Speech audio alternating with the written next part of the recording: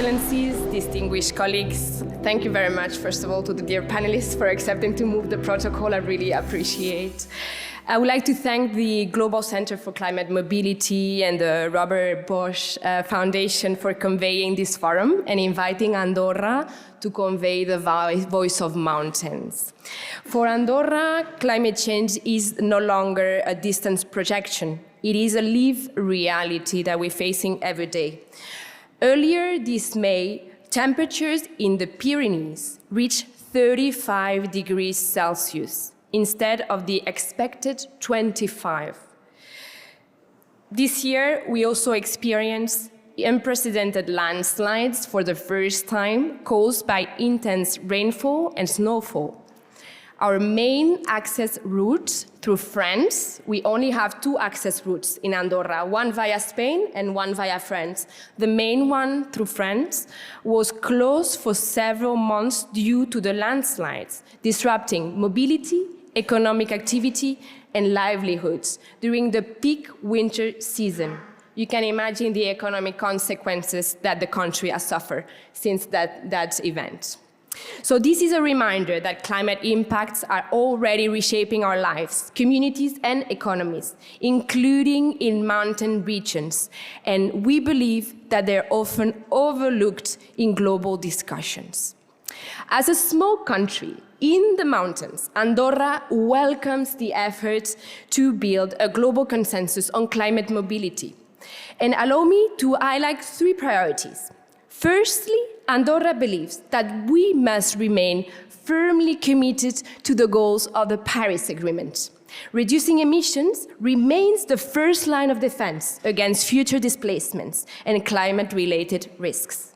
Andorra is proud to be among the countries leading by example. We are the first party under the Paris Agreement to complete the full transparency cycle under the ETF, and we're very proud of that. We also among the first countries to have submitted our NDC 3.0, and we continue to champion the transparency under the Paris Agreement.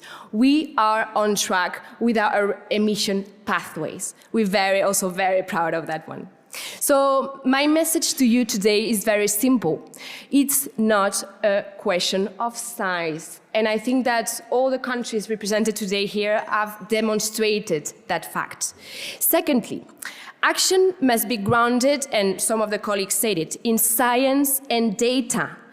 Just last week, I was in Bonn for the UNFCCC SB64 that conveyed a mandated dialogue on mountains and climate change. It was a key momentum for the mountain agenda and for us. We were able to put forward the scientific proof that mountains are part of the solution and that the communities need the capacities to anticipate the risks and make informed decisions about their own future.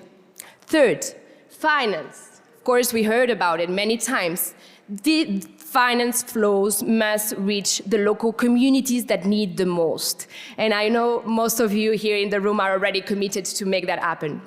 Those in the front line of that climate impact often really face the greatest barriers. And we see that the adaptation gap is growing by the day.